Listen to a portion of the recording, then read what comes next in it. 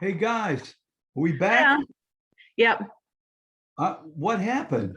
Uh, was You it on? froze. You froze, and then I was trying to call you, and it was just going to your voicemail. Okay, so can you see me? Yes, I Okay, can see so you and hear you. okay, let me get this back up here. Um,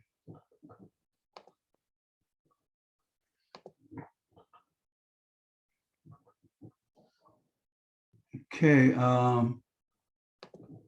I thought maybe you went to the beach, Al. I apologize for No worries. your screen. Let me get this back up. Um, okay, slideshow. I'm at my daughter's home, so I'm not sure what the situation was, but we're back up. Is everybody Okay. still Yes. Yeah, we're good to go. okay? Well, let's get right at it. My apologies. No worries. I'm not sure the system. It might have been a failure on my side. I don't know, but in any event, we're back at it, and maybe we can Welcome get back. to our program. We wanted to really focus in on communications, the problem and the answer. And, the whole notion of communications is such a critical variable to community engagement, really to any engagement. If you have a successful situation going on, then pretty much I could predict that the communication is solid. If you're struggling in engagement, if you're having some difficulty with engagement, I would probably predict that communication is the issue. And so this topic is so fundamentally important, not just to community engagement, but to really success in life, success or the work we do, success in the relationships that we have, the social connections in our lives. And so we really felt that this would be really an excellent topic to launch us off. And it happens to be an area that I really am passionate about. I've done a lot of postgraduate work in the whole communication area. I teach a communications course at the University of Pittsburgh. So it's an area that I stay in touch with, that I look at the literature. And so with that in mind, I'm going to just share with you some of the high points, some of the themes related to communications and the whole notion of relationship building. Um, as we do this, the plan is I'm going to go through some content with you, and then what we'll do is I have an exercise or two that we'll also play around with a bit during the content piece.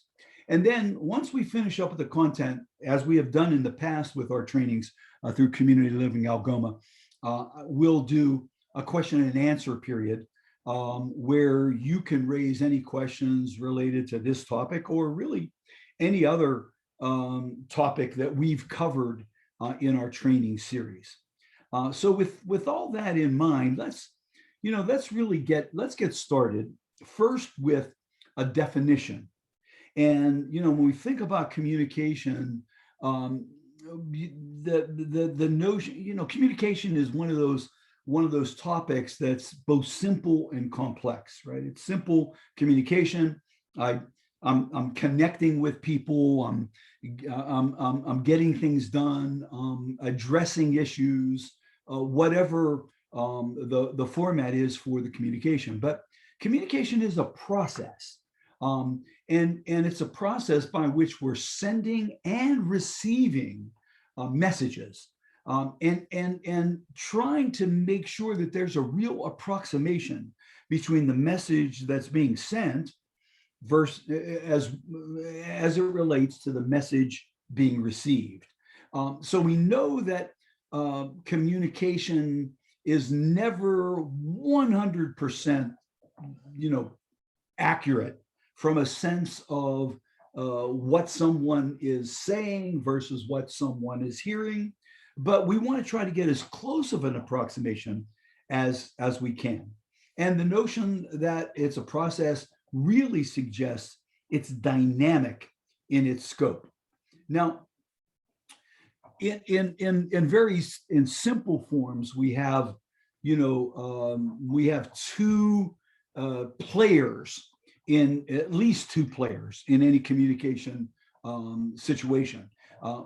There might be more than two players. For example, in this webinar today, I'm communicating with a group of people. We're using a virtual format where the whole notion of what I'm sending out to you, the process in which I'm sending something on to you, is then interpreted by you.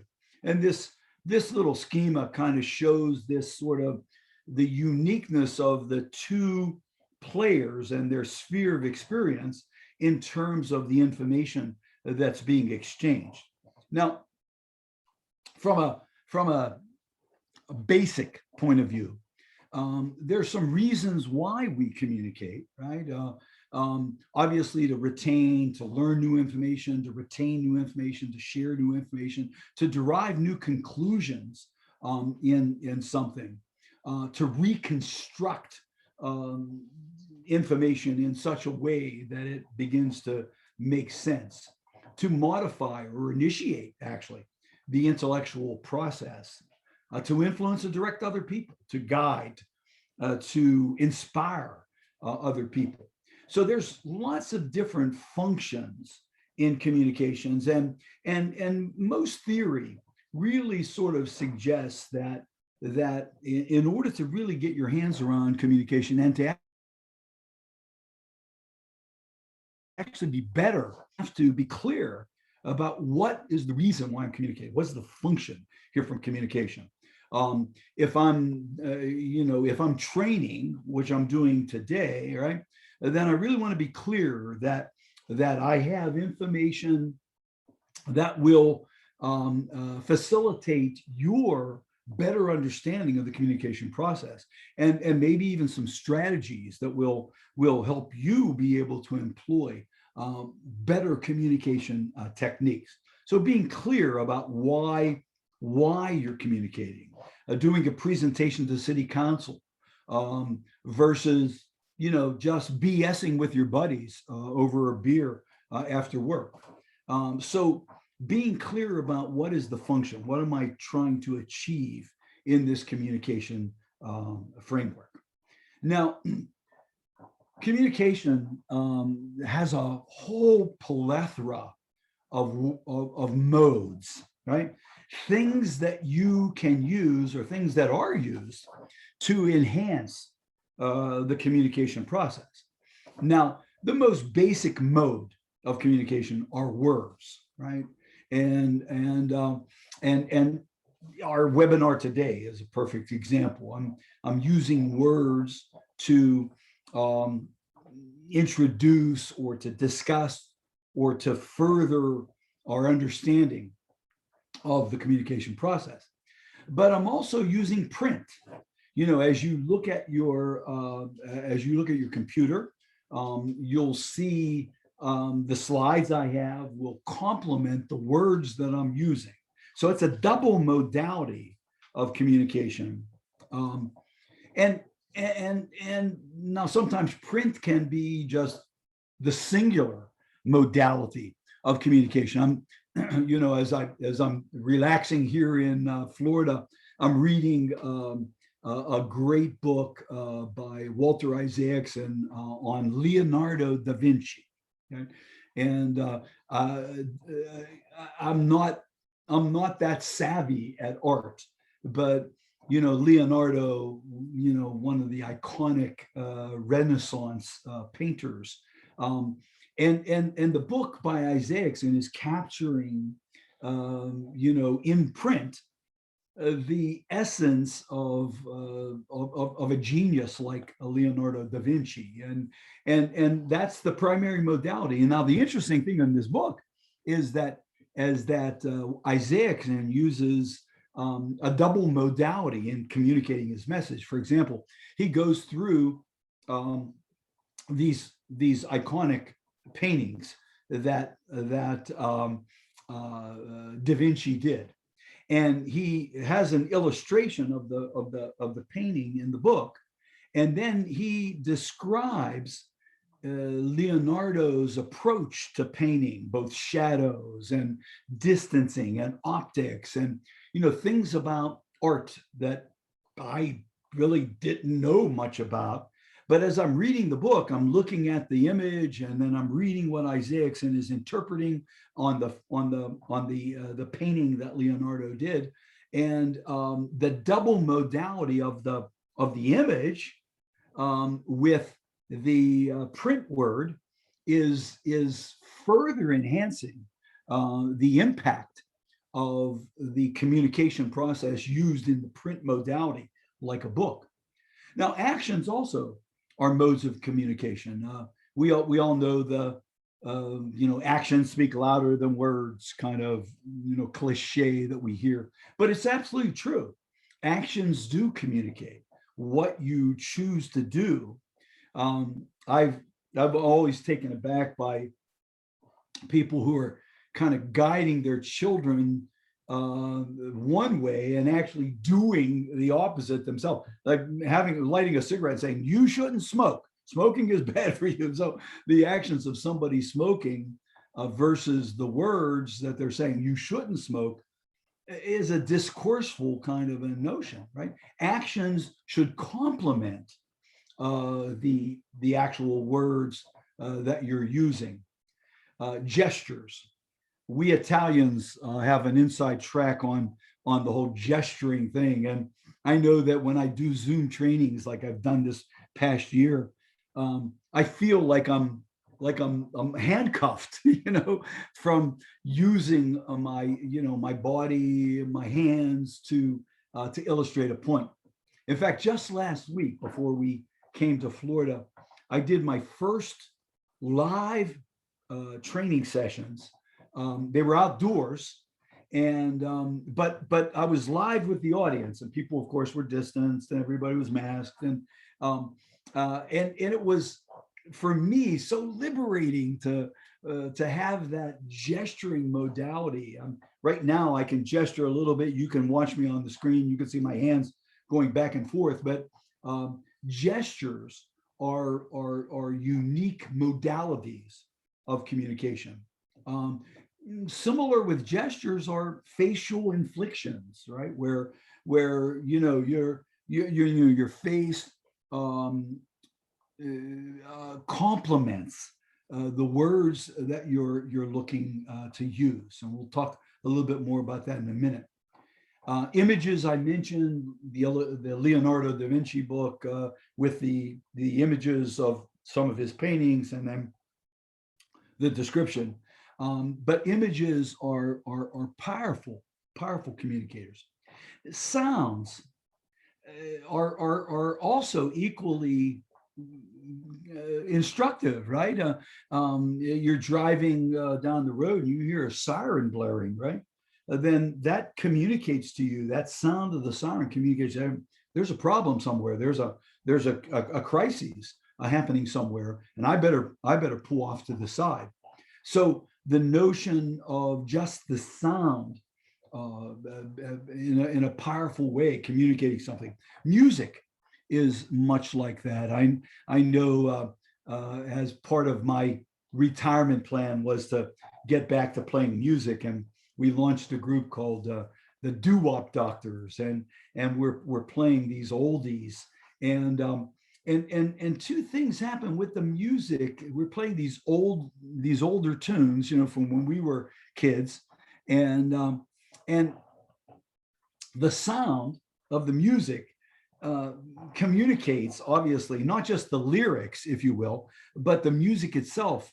You might hear a tune and it'll immediately resonate with you about something that you remember when that song was popular, happening in your life, right? So the communication process of the sound is huge. and sometimes it's almost haunting. I remember when I was in the military in the United States Army, and we were finishing our tour, and we were mustering out of the military, right? So we had done our time. We were at the airport, waiting for our flights to head home, and and I was with core guys that I had spent a lot of time with, and we were sitting at the airport. We were having a beer, and we were sort of just reflecting and excited about going back home. And a song came on. We were in this bar in the airport, and a song came on the I guess at the jukebox, if you can remember. This is going back into the late 60s, and immediately it wasn't a lyrics, it wasn't any words, it was just a instrumental tune. And as I was sitting there, I'm drinking a beer, I'm talking with my friends, and I hear this song, and I said, oh man, the song immediately kind of captured me. It captured my moment, right? So I said, well, I being a musician, I ran over to the jukebox to see. I'd never heard the song before, and I look it up, and the song's title was "Happy 'Cause I'm Going Home." That was the title of the song, by Chicago, the group Chicago, and it was just an instrumental, but it just captured this essence of what I was feeling, because I was happy that to be going home myself. So the sound just immediately captured the moment. Scents, odors can do that as well as a modality of communication. I mean, just resonate around this. You're going home to visit your family, Thanksgiving or at a holiday, and you walk into the house, and your mom has some pumpkin pies cooling down on the counter, right? These pumpkin pies, and the odor is wafting through the home, and you walk in and you immediately smell the pumpkin pie cooling down, and the message is like warmth, right? The hearth of home, and the notion that there you are, this is where you kind of raised. Those odors were one things that you grew up with, that take you back. So odors, scents, can be powerful communicators, and that's why I guess we wear cologne and other kinds of things, is we want to, message something with, with the scent that we choose for the moment. Touch, very, very powerful modality of communication. Back pre-pandemic, if we can remember back to perhaps a friend of yours, parents passed away or mom passed away, and you went to pay your respects, right, to your friend who's lost her mom, and you walk into the funeral parlor, and there's the family, right, and you don't have to say a word, you just hug your friend, and that touch communicates very powerful elements of sorrow, right? So the modalities of communication are complementary to the function of why we're communicating, and they help us by underscoring what we're trying to communicate, and we have these things available to us. That's almost like an orchestra, where you have the various the woodwind instruments and the brass instruments and the percussion instruments, and the conductor has all of these modalities available to create the song or the music that he or she is working on. So same is true with you and me in our communication. We have a number of modalities that we can begin to consider using or think about using to enhance our message. Now, the primary element of communication are words, obviously, right? And words are the raw material of communication. And to this extent, the more words you know, the greater that the message is going to be understood, right? Or there's going to be a greater approximation. When I was taking my first communications class as an undergraduate in college, I remember the professor making this point. And, I was always interested in communication. I knew I wanted to teach and be a trainer, and I knew I wanted to be a leader, and I wanted to inspire people. And when the professor was making this point, it really zoned in and saying, boy, Al, you've got to know more words, right? So that Christmas, I had on my Christmas list a thesaurus. Right? Now, who puts thesauruses on their Christmas list? No one, except maniacs like me. But I got this thesaurus for Christmas, and I remember reading that thesaurus almost like you're reading a novel, and I would keep the thesaurus in the bathroom where I did a lot of my reading when I was in school, and I would try to learn new words, right? And find other ways of expressing myself, other elements that could help the message resonate better. And so, the more words that we know. Now, you don't want to come off pompous as well. Like, you don't want to, use big words to try to impress people. It's not a matter of the words being big or the words being complex. It's a matter of being able to say the same thing a couple different ways, right? Which can continue to enhance your message. So words are absolutely critical, and they have power, right? Words have a powerful sort of notion of conveying things. That, during these protests that have been happening really around the world, the Black Lives Matter protests and other elements, the whole notion of the words we use matter. and for people to say, well, I didn't really mean that. Well, no, you did mean it. You said it, and it matters, right? What you say. Words have power. Words can be hurtful. Words can be healing, right? And so as a communicator, thinking about the words you use and being able to assemble a message with words that people can relate to. Right? So now this gets us to the communication process, and there is an actual diagrammed process of looking at a communication. I'm going to show you the diagram in just a minute, but there are a couple elements to the diagram I want to explain now, and then we'll put these in context with the diagram. That in the communication process, and just take a simple one of one person communicating to another person, you have two people, and each of those people have a field of experience, right?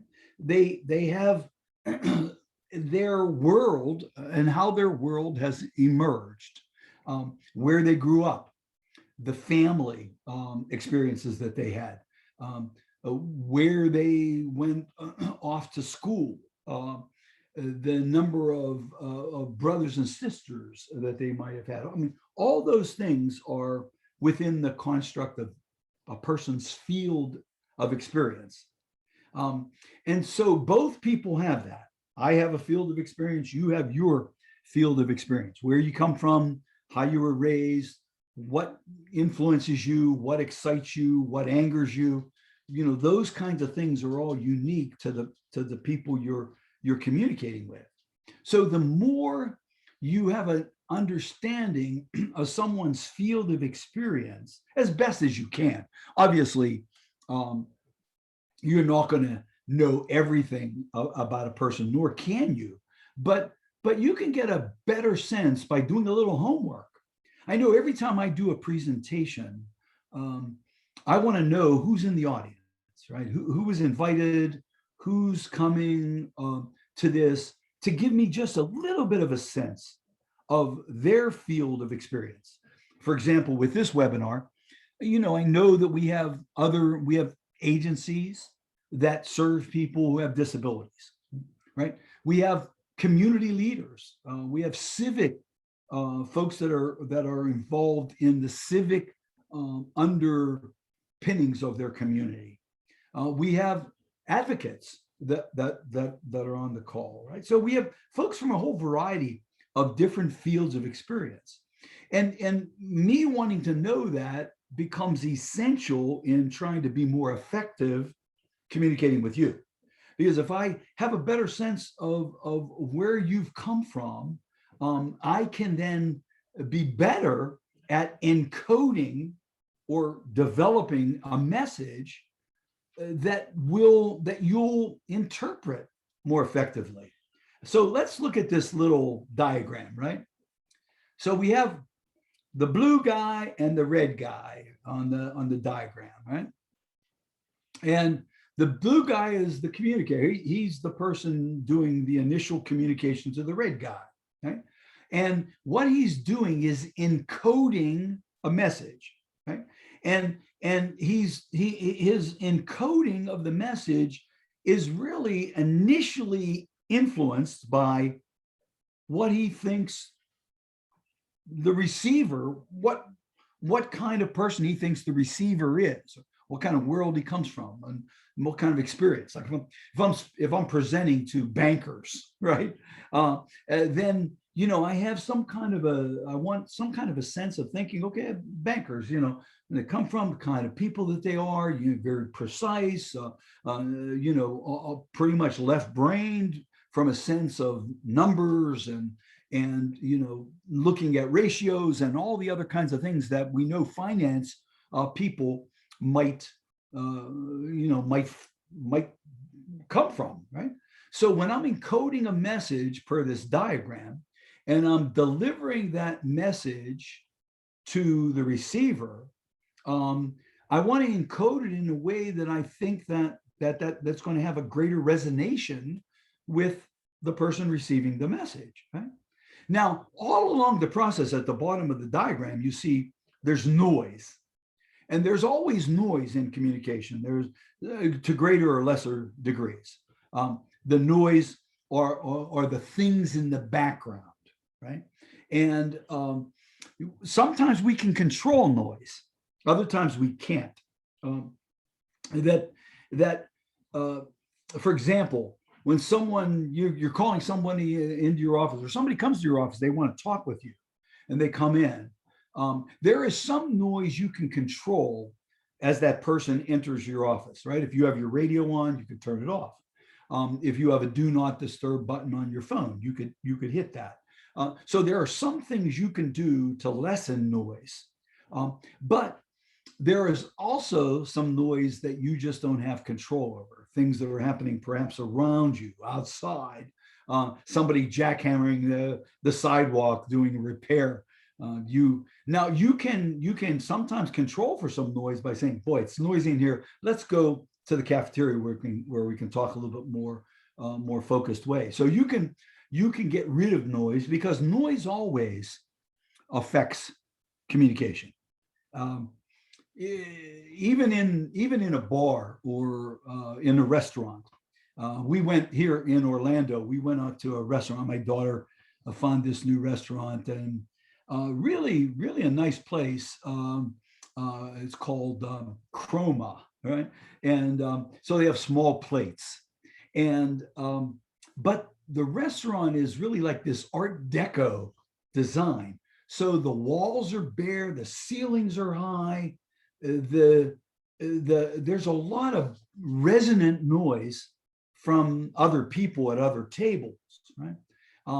Some of that you just can't. There we were in Chrome when we made a choice about this restaurant, we just couldn't control some of that noise. We might have asked for a table maybe over in the corner or something that would reduce the noise. So as you're communicating, you want to think about some of these things because noise can get in the way. Right now, as you see in the middle of this diagram, there's the median and then the message. You see, the medium is sort of the way the message gets sent. So the medium right now is we're on a computer and I'm talking to a screen and I see the little Brady Bunch heads on the side of my screen, as you might as well, right? And now sometimes the medium can be adjusted or changed. Other times you have no control over what the medium is for the communication process.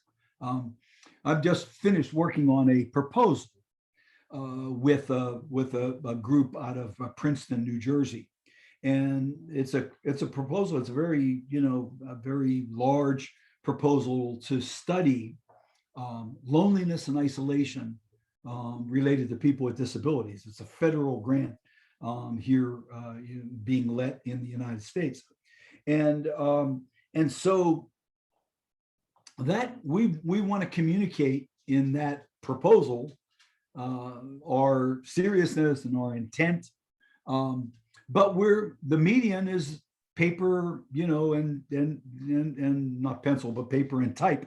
So we're affected. Like if we were invited to present the proposal to a group, that would be a very different kind of exchange. The medium would be different. The medium in this case is written. So sending the message, we encoded it as best as we can with the research design that we have for this project.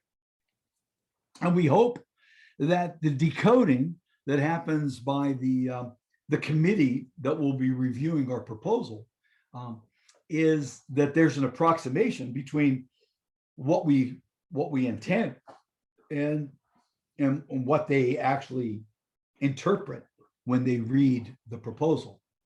Now, under medium, you'll see it says message, and messages have two ingredients to them. Okay? One is content and context, and the other is affect. Right? Now, the context piece is what you are saying, right? What you want to get across, what you want to convey. The affect is how you say it, right? How you say it. Now, when you're speaking verbally with someone, you can control more of this affect. We'll talk about that in a minute. Sometimes you don't have control. For example, in this proposal, we can't control it. If we wanted to raise the volume on a sentence, we might type that in uppercase, which suggests that you're saying that louder, right? Is in communication on social media, we all know about emojis, right? And emojis are designed to capture some affect. So a smiley face, somebody who's crying, somebody who's cheering, those little emojis are part of the affect side of communication in social media. Okay? So this loop, you see it shows some feedback, and the feedback is the receiver sending a message back that they got it or maybe didn't get it. And we'll talk a little bit more about that notion of how communication is a two-way process. Now, most of the time, when you think about communication, you think about this from a verbal perspective, right? That you're communicating with a coworker or with your boss or with somebody in the community or with somebody you serve, right?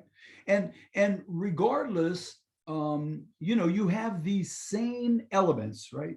You're coding a message, hoping that the person decodes it. So there's an approximation. The language or the jargon you're using, is it understood? Does it mix up a bit? Are there multiple ways that you can make a point? The tone and pitch gets now to affect. How you're saying, like if you yell, that's one thing. If you speak very softly, that's quite another, right? And then the notion of consistency, that if you raise your tone, that it should be consistent with the point you're trying to make. If you soften your tone, that should be consistent as well. Now, let's get back to this content and affect, because this is the meat and potatoes of communication. What you want to say, right? You're apologizing to someone because of something you did, right? And then how you want to say that.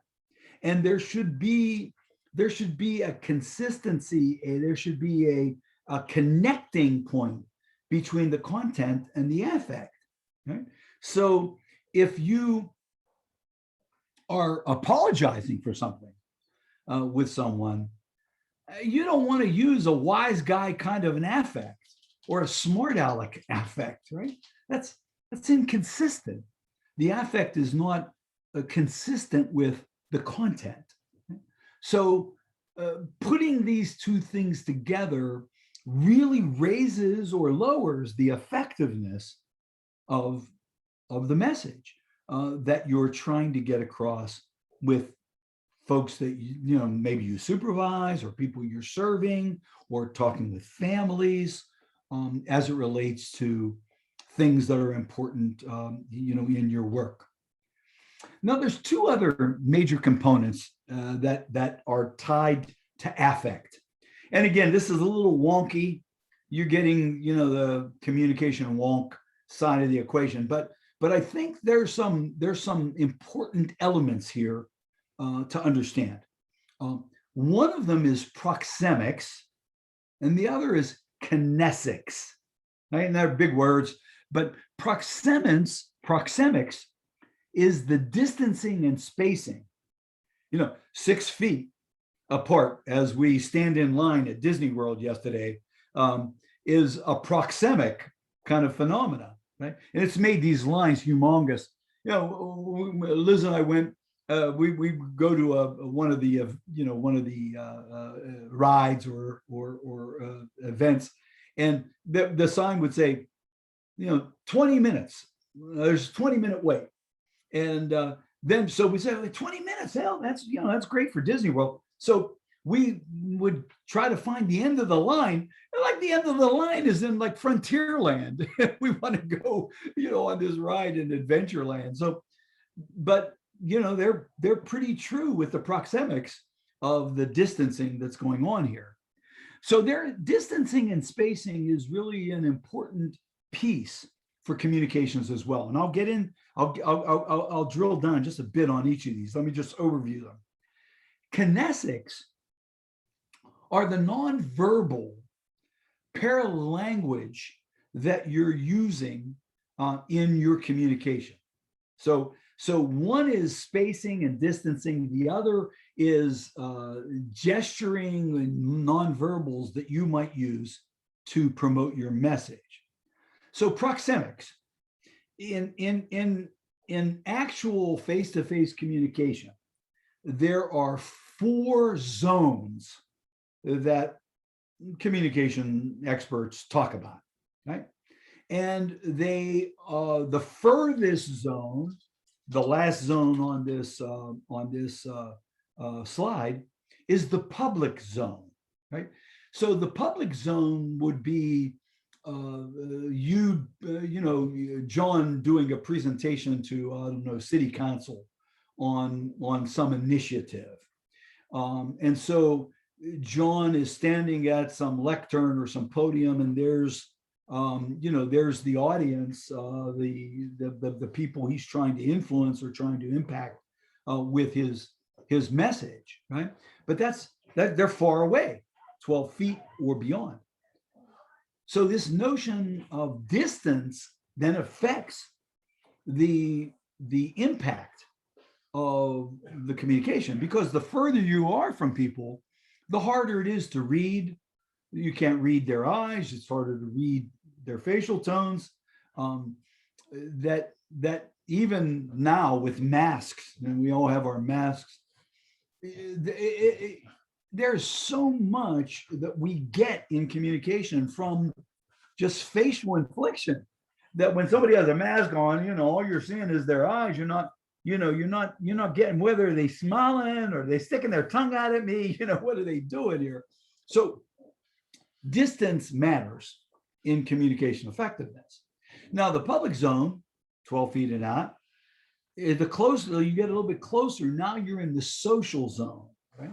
And the social zone is, 4 feet to 12 feet. So think about, being at a party, and, there's a clique of people, 5 or 6 people, and they're kind of standing in a little circle, and you're closer to them, but you're still somewhat distanced because of the social nature of the setting.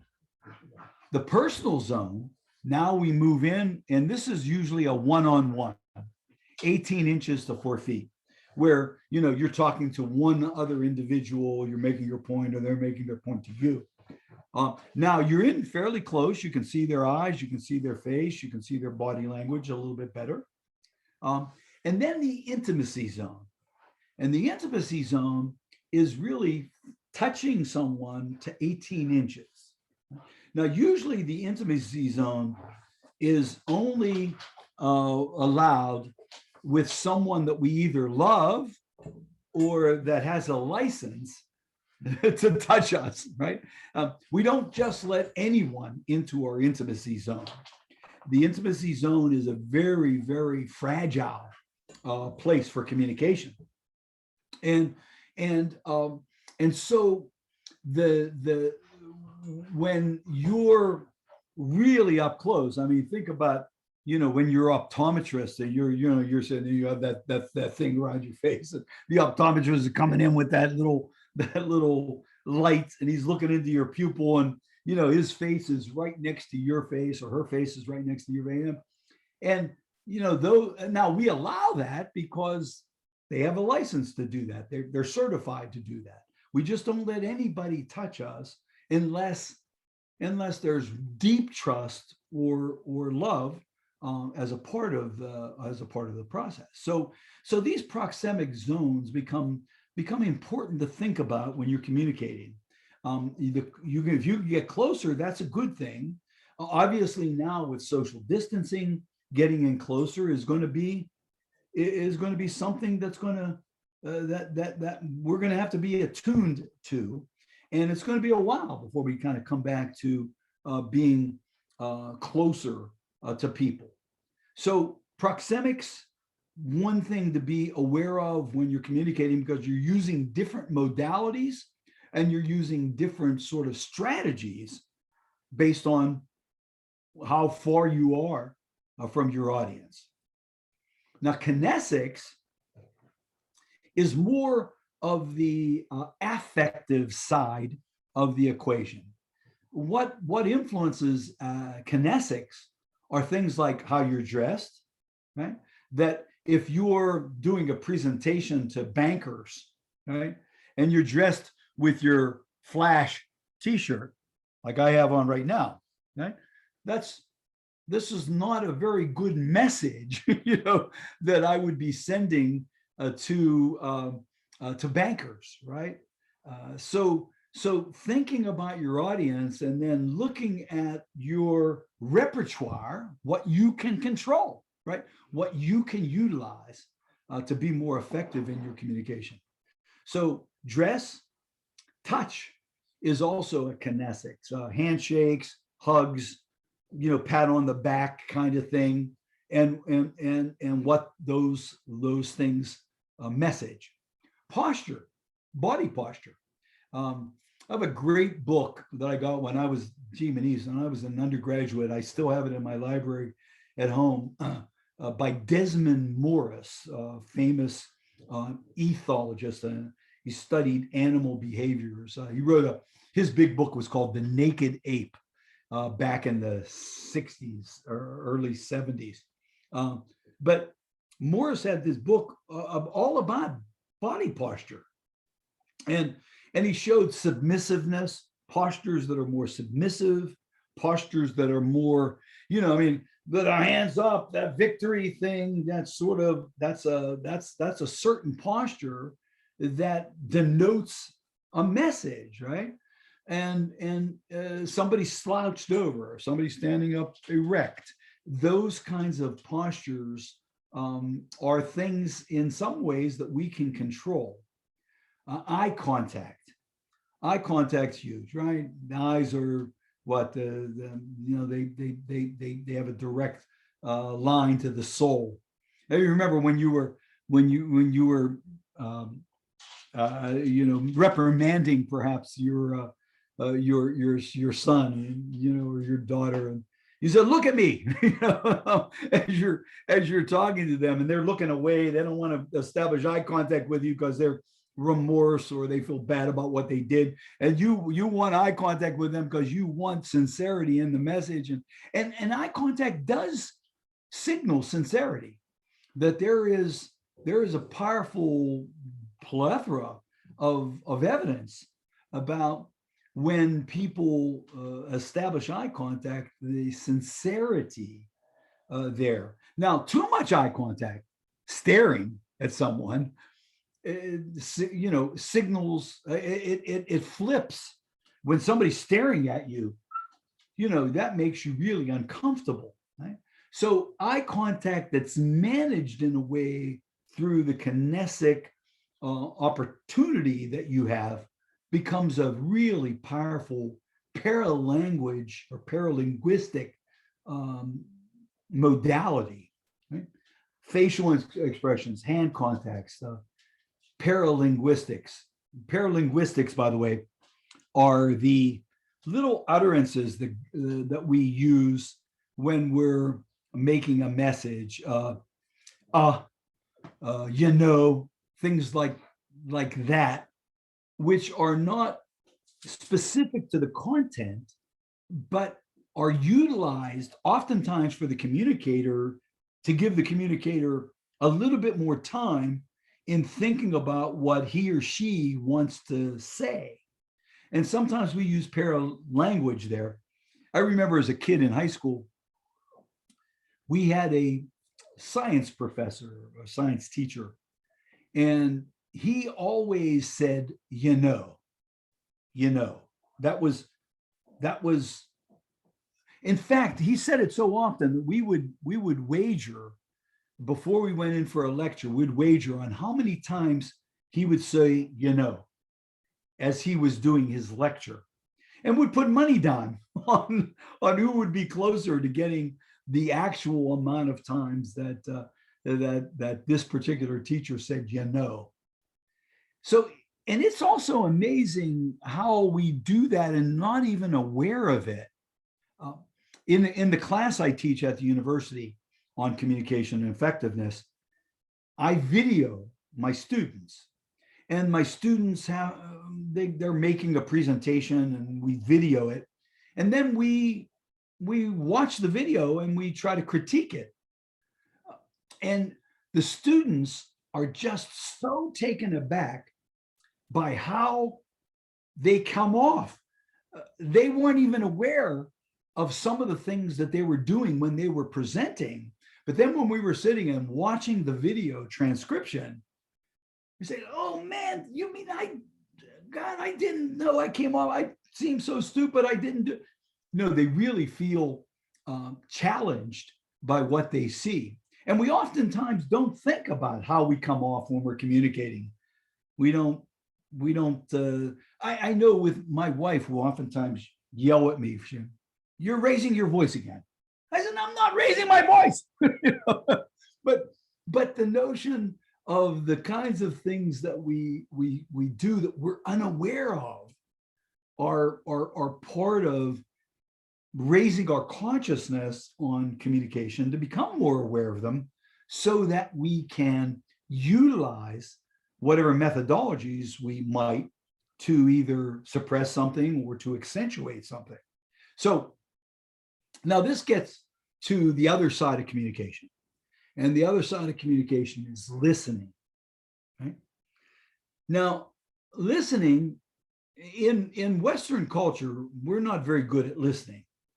We're so caught up in what we want to say that we oftentimes don't listen very well to what someone is saying to us. Our mind is racing. We're thinking about saying something cool or something that's intelligent or something that's potent, and we miss what the person is saying to us.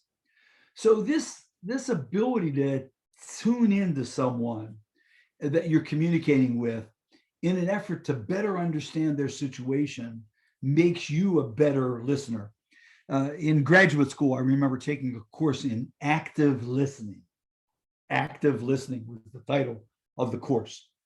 And in that course, we just focused on how we could be better listeners, how we could suspend our judgment a bit, how we could attend to the person, how we could lessen noise, how we could lean in toward the person that we were communicating with.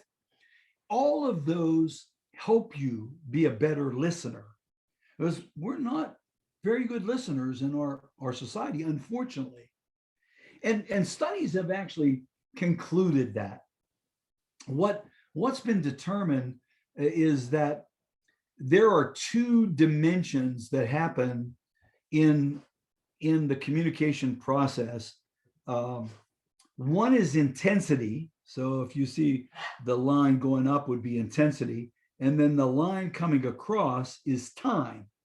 Right? So intensity and time become the two pieces of the listening puzzle. Right? So when somebody comes in to want to talk with you into your office, okay, you need to enhance the intensity of listening. You want to be ready to listen. You want to remove distractions. You want to face the person squarely, maybe get up from behind your desk, sit at a couple of chairs in your office so that you're facing the person squarely. That's all raising the intensity. Right? Now, what happens in communication often is the communicator, the person who comes in and wants to talk with you about something, they're not high in intensity. In fact, they're low in intensity. They don't jump right to the mix like, I'd like a raise. Maybe they feel that they are underpaid, but they don't come in with that level of intensity in communicating with you. Right? They come in at a much lower level of intensity. So consequently, what they'll come in and they'll sit at your office and they might ask you, did you see the hockey game last night? Right? That some small talk. What about this weather we're having? Boy, it feels like it's going to snow out there. What those are low intensity things. Right? Now, what happens in communication is the listener oftentimes heightens their intensity in the beginning of the message, and then over time their intensity drops because they're thinking about what they're going to say back. With the communicator, their intensity often is low, and then it starts to get stronger over time. So that when the communicator has the most important thing that he or she wants to say to you, the listener is probably lower in intensity. So now good communication wants to keep intensity high over time with the listener. How can the listener stay focused on the person? And so this notion, this importance of listening really becomes just a key ingredient to the whole communication process. Now, there are skills to be a better listener. There are things you can do to listen better. Right? The first is stop talking. that oftentimes the talking. Well, I raised my voice, and the dogs went running out like later.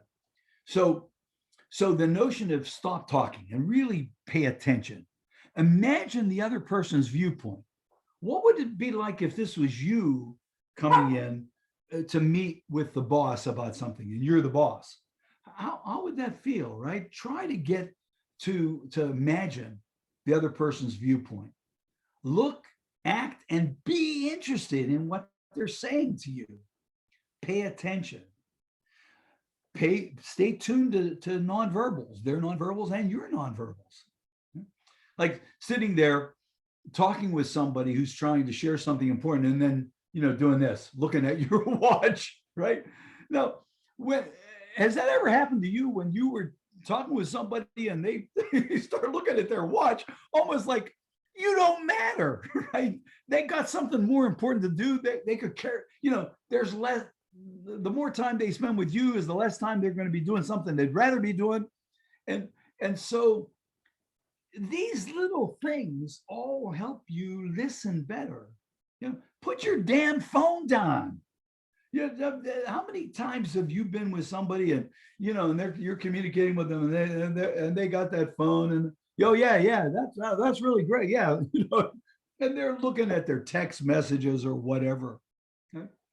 Don't interrupt the person. Don't say, hey, I know exactly what you mean. Let them tell you what they mean. And then offer affirmative responses to the individual as you're communicating with them. So the notion of good communication is always straddled with good listening skills. Right? So we tend to affect. We try to establish eye contact. That really does help in the communication. Face the person squarely.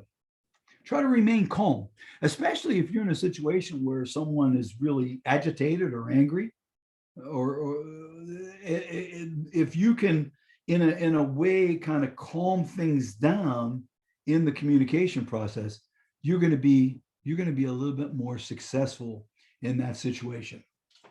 You want to have a good reason to listen, right? You want to have a reason. If you don't have a reason to listen to the person, then be honest and say, this is irrelevant to me. You better talk to Tanya about that, right? If that's the reality, how you have a reason to listen. Suspend your judgments. Oftentimes our judgments creep in, and we say, okay, here comes Andy. And boy, every time Andy comes in, he wants to talk about golf. It just, you already have this judgment in your mind about the person, right? You want to suspend that, right? It's unfair to make these judgments without really having the rationale of why you have the judgment. Reduce distractions and noise. We've talked about that a couple of times. And pause and think before you respond. Really just try to digest, what that person has said to you. So now, just a couple last things, and then we'll get into some questions. And if you have any questions as we're going through, you can put them into the chat box. And when we finish the presentation, we can take a look at what's in the chat box. Obviously, we'll try to open it up live as well, but sometimes having things in the chat box are a little bit easier to monitor. And I know Corey was going to kind of take a look at some of those things. But let me just talk about this notion called scotoma, right? Scotoma. And scotoma are blind spots that we have when we focus on one aspect that may distract the entire message, right? The entire message gets kind of skewed or blurred by the scotoma. Right? Scotoma is a Greek word. And so let me kind of share with you, we'll do a little exercise on scotoma so that you can get a kind of a sense of that, right? So on this slide, you'll see there are 9 @ signs, right? Dots, 9 dots on your paper. So I want you to get a sheet of paper out if you have one handy. And I want you on the paper, put these 9 dots on the paper pretty much like you see on there. So it would look like I'm doing this on a piece of paper right here at my daughter's desk, right? So so you want a sheet of paper, right? You put your dots in like I've done on this sheet of paper, right? So now you have 9 dots on your sheet of paper, right? Now, what I want you to do, and here's the exercise. I want you to try to connect these 9 dots with 4 moves of your pencil or your pen, but your pencil can't leave the paper and it has to be a straight line, right? So would be something like, here's the 9 dots. So, 1, 2, across the bottom, 3, 4, right? I left this dot on. So try to connect the dots, 1, 2, 3, 4, left this dot on. Try to connect the dots with 4 moves of your pencil. Your pencil can't leave the paper and it has to be a straight line. Okay? See if you can do it. Now, it can be done, but oftentimes people struggle because of the scotoma, and I'll explain the scotoma to you in a minute. Give it a try. Connect the 9 dots with 4 moves of your pencil, but your pencil can't leave the paper, and it has to be a straight line. So everybody's, kind of tinkering away here. And I'm going to get one of my daughter's magic markers so that I can illustrate this to you. So we got 9 dots and you're trying to connect them. Maybe some of you have, and that's great because it can be done. It's just you have to get beyond the scotoma that is inherent in this message. Okay. So let me show you how it's done. Here's the 9 dots, right? You see them? I got them on the paper. So here's your first move. Ready? Watch. 1, 2, 3, 4. Okay. So 1, 2, 3, 4. You've got the 9 dots connected. Now, the scotoma in this exercise is the dots. Right? The dots, when I told you connect the 9 dots with 4 moves of your pencil, but don't let your pencil leave the paper, and it has to be a straight line, you immediately focused in on the dots, right?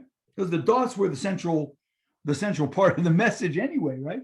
So what you did is you limited yourself by the scotoma of the dots by stopping at the dot. So, you might have done something like this where you came down and stopped. You see this goes down beyond the dot. It's still on the paper. My pencil hasn't left the paper. And then you come up and connect these 2 dots and you go outside the dots again over here. And then you come across and then you come down. Now, that the dots become a scotoma from a sense that they get your attention and they hold your attention, that limits you. So trying to, in communication, and especially communication effectiveness, you're trying to release yourself as best as you can. Okay? Now, it's a silly little exercise, but it does get to the point of scotoma because this can happen in other communication issues that you deal with, both in your work as well as in your life, with your children and with your partner, that you can get caught in in a scotoma web where you're not nearly as effective as you would like to be or want to be. So effectively presenting information has a couple key elements to it, right? And this is whether you're dealing with one person that you're communicating with, or if you're dealing with a group of people that you're communicating with. You're teaching a class or you're doing a presentation to city council, right? So the very first thing is determining what's the purpose here. What am I trying to get across? Am I trying to promote a legislation or a policy? Am I trying to get people to behave differently or act differently? Am I trying to win over someone? Am I trying to influence people? Right? And then consider your time and your space. How much time do I have? And what's the environment that I find myself in? And can I, what's the limitations of some of those things? Adapting to the listener, right? Understanding their field of experience. Where might they be coming from? Can I adapt to them? Can I be more like them? Okay. Now, that notion of being more like, that mimicry is powerful because it really creates this sort of similarity between people. And remember, from one of our training sessions before, we talked about how important similarity was in building relationships. Right? So adapting to the listener is really trying to create some similarity with that listener, which would enhance the potential of that person being influenced by what you're saying. Using appropriate jargon, not talking over someone, not talking under someone, but using words that really would get your point across without trying to show off or without speaking down to someone. Controlling your voice, recognizing that the amplification of voice promotes intensity and can border on anger. And so how you use your voice then really does matter. Appropriate gestures for the content, right? Using the right kind of gesture. Example, I'll often, when I'm presenting something, I might say, this is really an important point. In fact, you might want to underline this point. Right? And so now when I say, this is an important point, pay attention, you might want to underline it. Now I'm using my hand going across, almost like the gesture of underlining something, in a book or on a paper. And that gesture, which is appropriate to the point I'm trying to make, really raises the effectiveness. With my students, I will often say, now the point that I'm going to make now, you might really want to pay attention. You probably are going to see this on the test, right? All of a sudden, the antenna go up and the students are taking notes like demons, but that underscoring something important, and usually it does show up on a test, and they've really tried to understand the content. And then organize your information to the listener. Again, recognizing that what's your purpose, who are my listeners, and then how can I organize this around them? Now, my last point before we conclude here is this notion of communication seduction, right? And when I was working on my doctorate, my Ph.D. at University of Pittsburgh, my interest was community, effectiveness, like community engagement. That was my interest. And so I wanted to really understand how I could be more effective in engaging with people, right?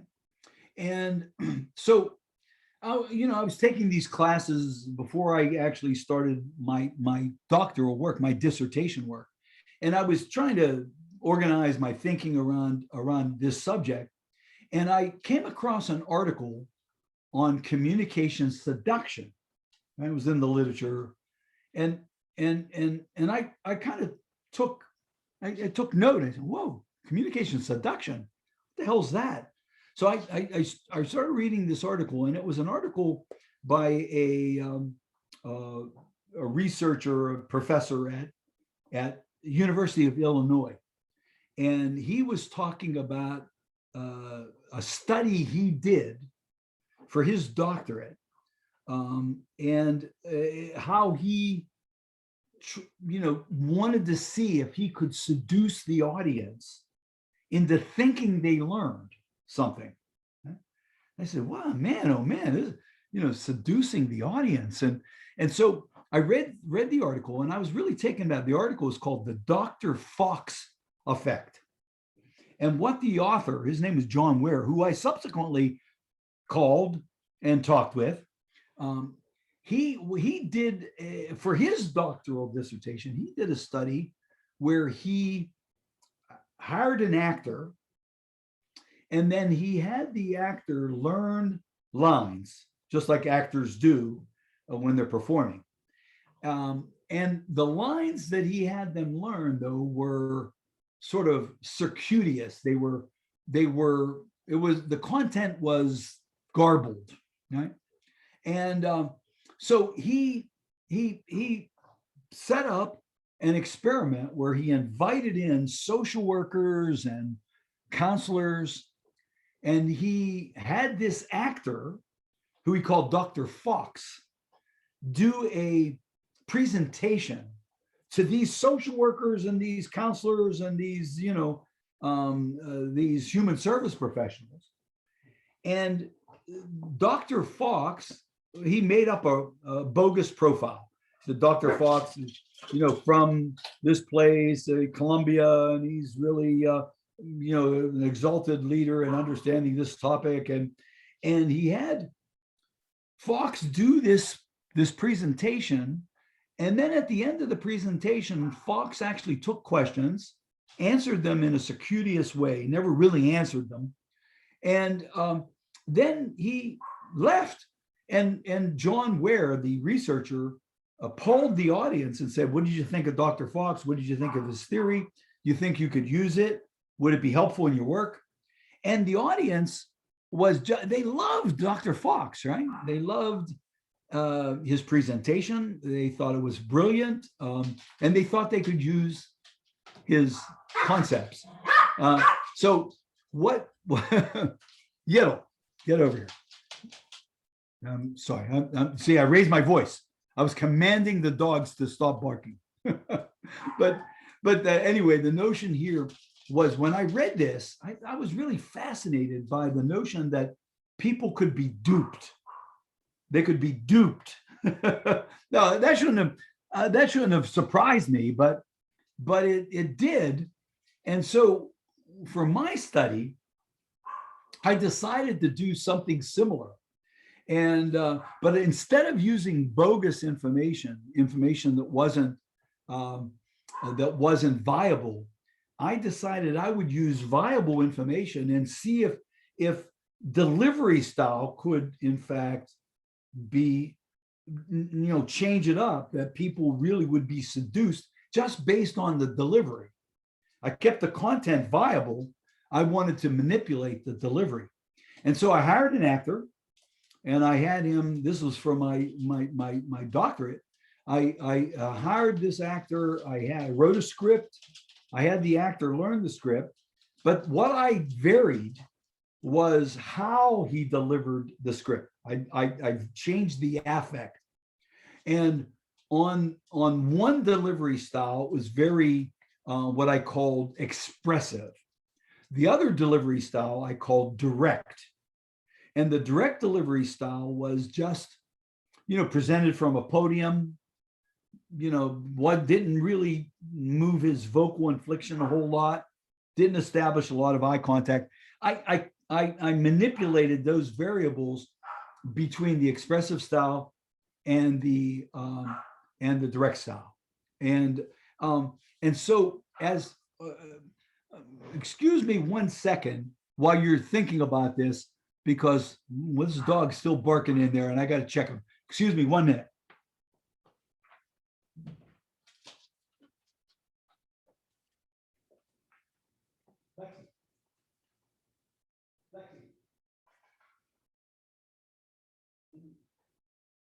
Up on the bed.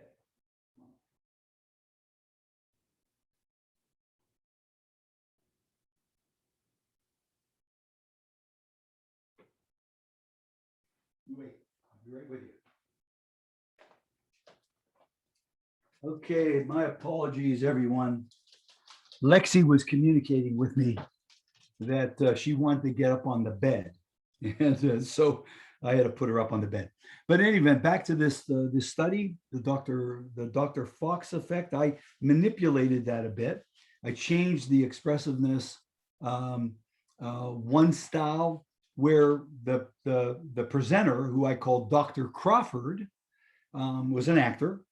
And on the expressive style, I had him dress more like the students. He was still professorial. He had a blazer on, but no tie. He wasn't in a suit.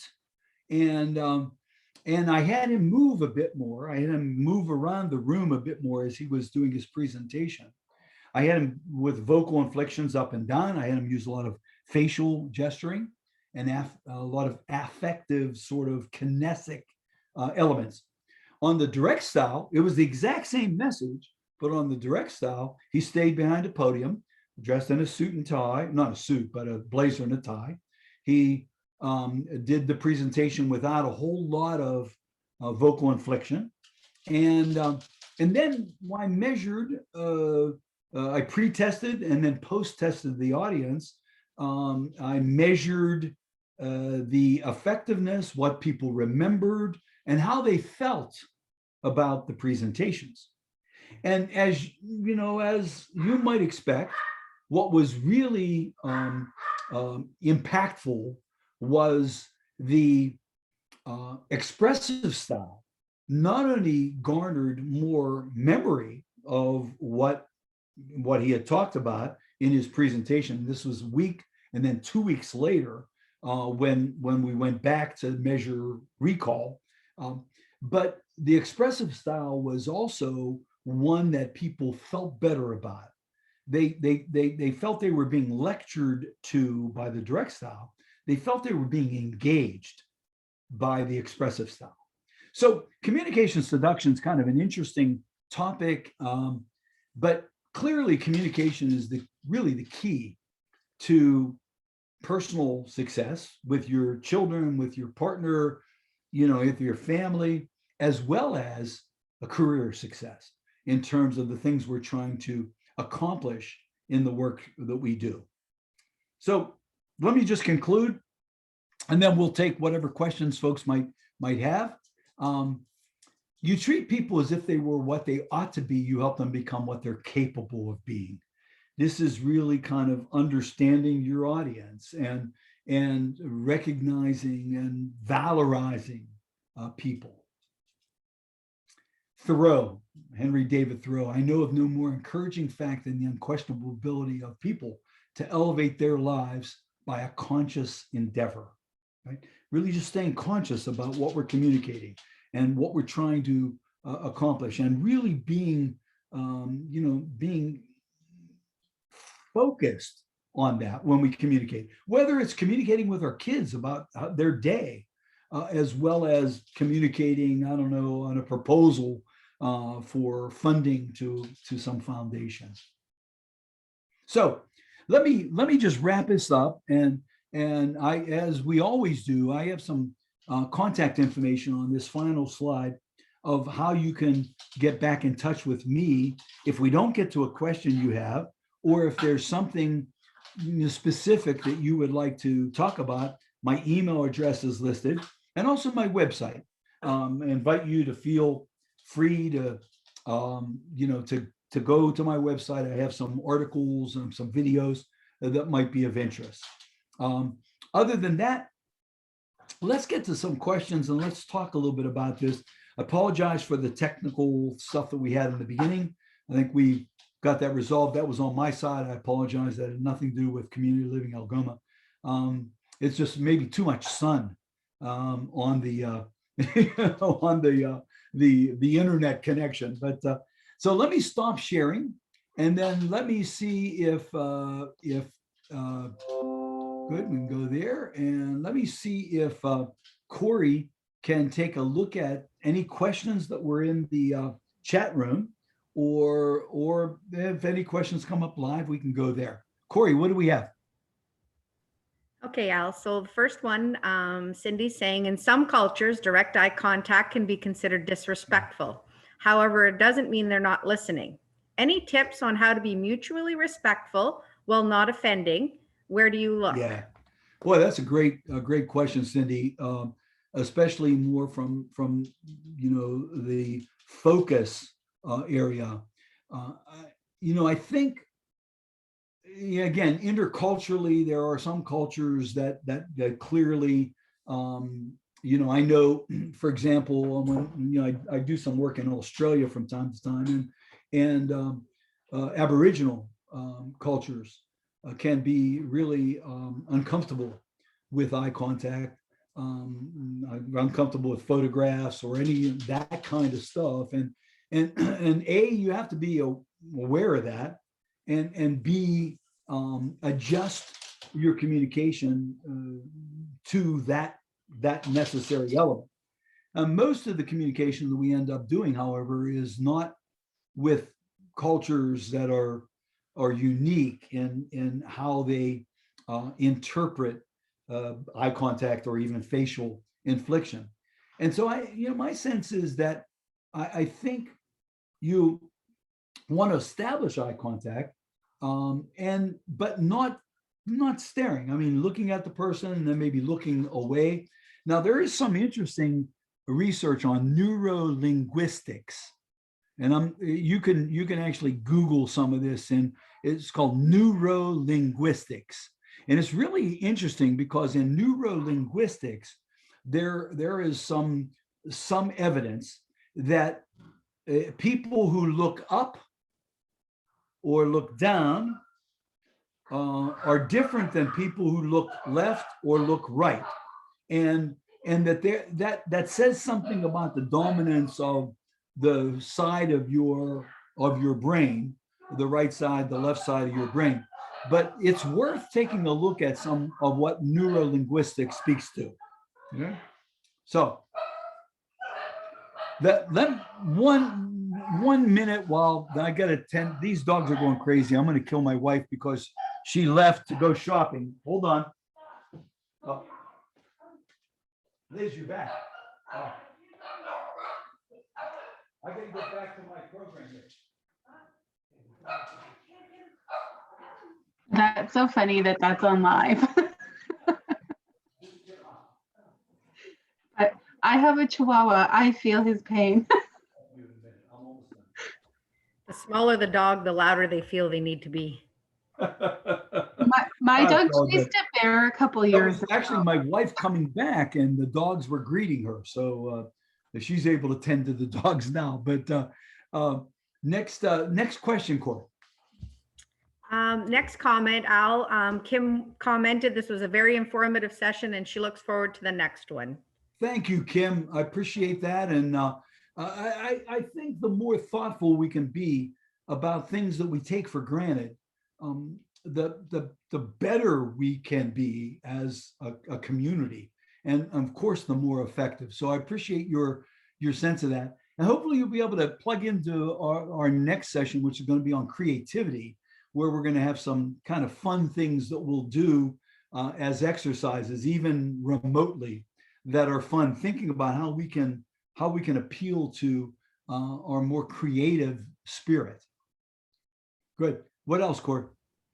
So that's there's nothing else in the chat right now. Al, I'm not sure if anybody has any questions that they want to do live. If you want to put your hand up, we can definitely do that.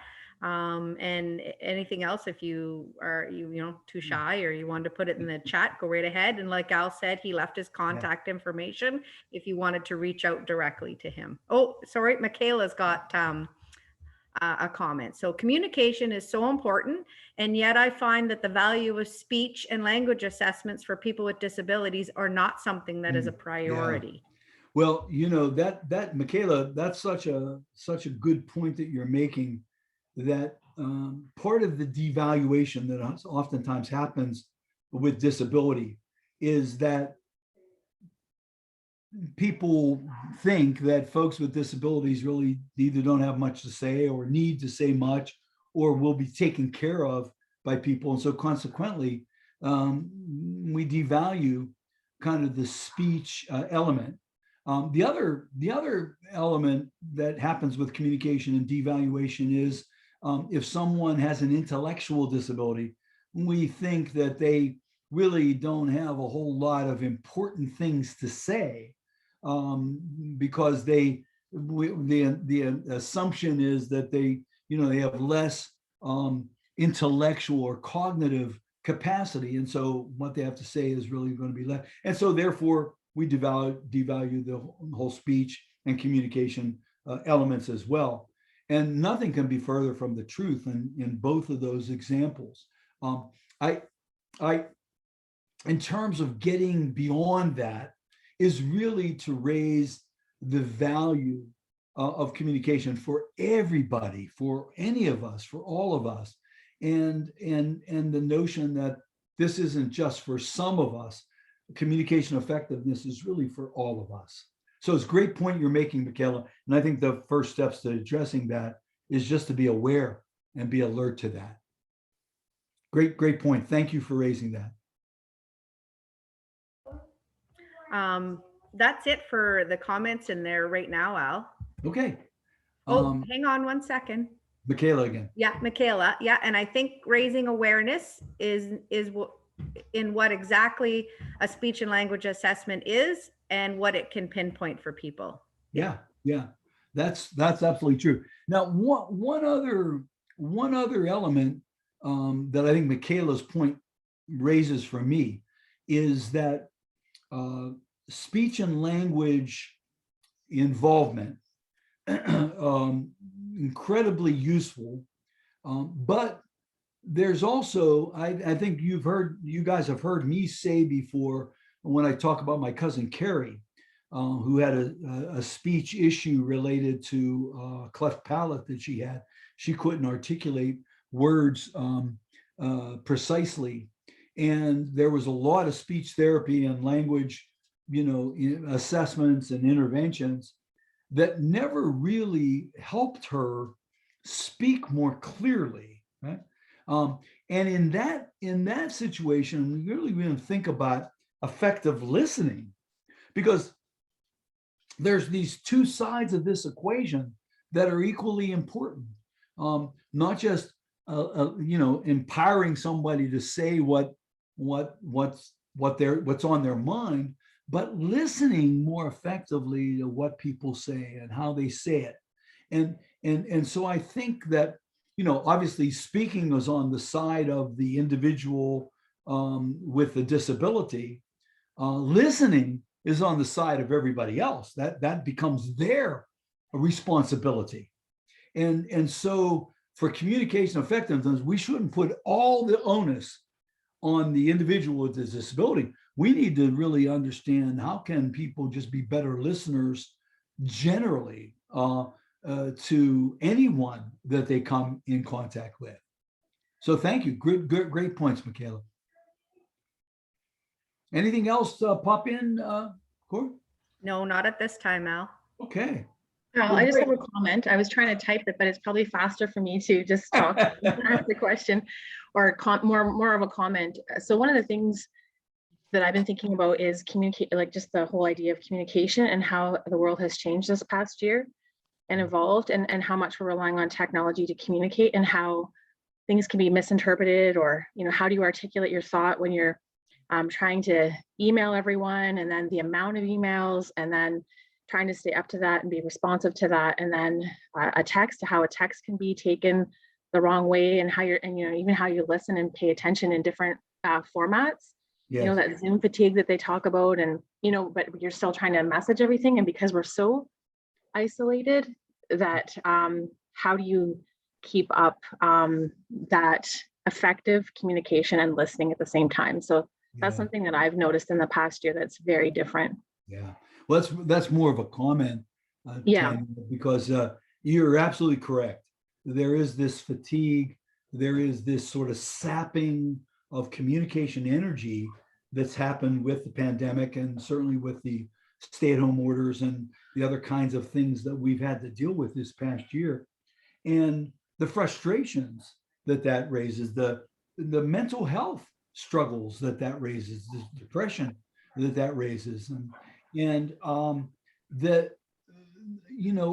the answer has got to be that we've got to balance this out. We've got to get this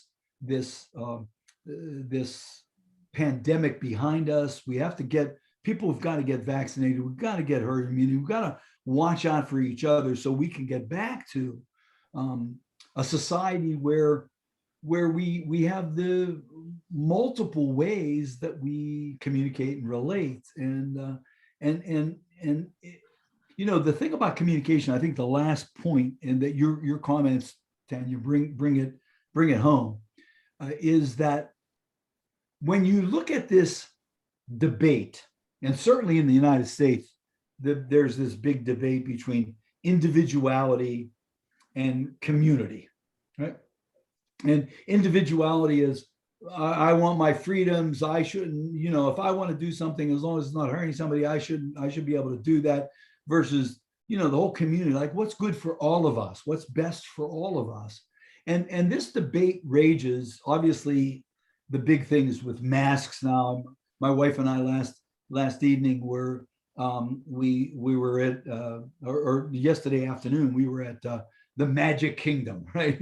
And so there we were we were in line to get something at one of the food places, and the guy in front of us didn't have his mask on, and when he got up to the line to get, he had put in a mobile order. Actually, he went up to the front to get his mobile order, and the clerk, just you got to get your mask back on. And this guy, he was like, he's raging about how he has to put his mask on, and Liz and I just kind of looked at each other and said, man, oh man, I mean, this is for all of us. It's almost like stopping at a red light. You do that because it brings some public order to life, and so communications is really about community. It's really about things that we all need to do, and that we all have to take responsibility for in making better. And as long as you get some of this notion of, well, I don't, that's infringing on my freedom, and the balance between community and individual freedoms, those are all things for thought. I don't have the answers. I wish I did. Yeah. The other thing, Al, that I think about is the longer this goes on, right? The pandemic, the fear I have of actually picking up the phone and making phone calls, right? We've relied so heavily now on technology as far as emails. Like, I don't know about anyone else, but the amount of emails, right? Instead of just picking up the phone and having a conversation, right, with somebody, like I feel like we're losing that ability somewhere to actually talk and connect, that humanness or whatever, to connect, right? Sure. So it's one of those things that I think about, right? Yeah. And it's really a good thought, Tanya, because it has been affecting us, and it will continue to affect us. And the hope is in getting this pandemic behind us. Absolutely. because it's not a way to live. It's not a way to engage. It's a port in the storm, and that's what it is, a port in the storm, because the more typical way and the more satisfying way is within the construct of our humanness. So, I just think we all need to think about that and do our part, whatever that might be, in trying to get this behind us so that we can get back to some semblance of the way things were. Mhm. Yeah. But other than that, if there's no other questions, we certainly don't want to, push this further than it has to be. I appreciate the opportunity to share this. I hope you're able to join us on June 8th. We have our session. I believe that's the one on creativity. I don't have my Yes. flyer in front of us, but Yes. Yeah. we, hope you're able to plug in. I think you're going to really find this to be fun. In fact, some of the stuff I'm going to talk about comes from Disney Imagineering. And I attended a workshop a couple years ago, before pre-pandemic, at Disney World on creativity. And it was really fascinating. I'm going to take some of the stuff that I learned there and share that with you, as we think about how we can be more creative in the work we do and in the lives we lead. So hopefully you'll be able to join us June 8th. That's a Tuesday. That'll be at 10 o'clock, same kind of format as we had with this session. I want to thank Tanya, Community Living Algoma, Corey, and all the great folks there who have kind of put this together and all the work that they've done in doing that. But mostly I want to thank you and folks who have plugged in and stayed with us through the technical stumble earlier, my technical stumble, and stayed with us through this session. Thanks so much. Let's keep up the good work. Let's communicate more effectively. Tanya, I'll throw it to you for a conclusion. Just want to take this opportunity again to thank everyone to take up time out of your day to participate in this session. I said we were recording this, so once it's flipped over to our YouTube, I'll make sure that we send it out. I did send out the documents for today, so if someone didn't receive it, just email me and I'll forward that to you. And then I'll be sending out information closer to around session 7 and creativity. Okay, great. So, and if you have any questions at all about the community engagement project, always feel free to give me a call and we can talk about it. Great. Thank you very much, everyone. Thanks, Thanks everybody. for a great presentation. Thank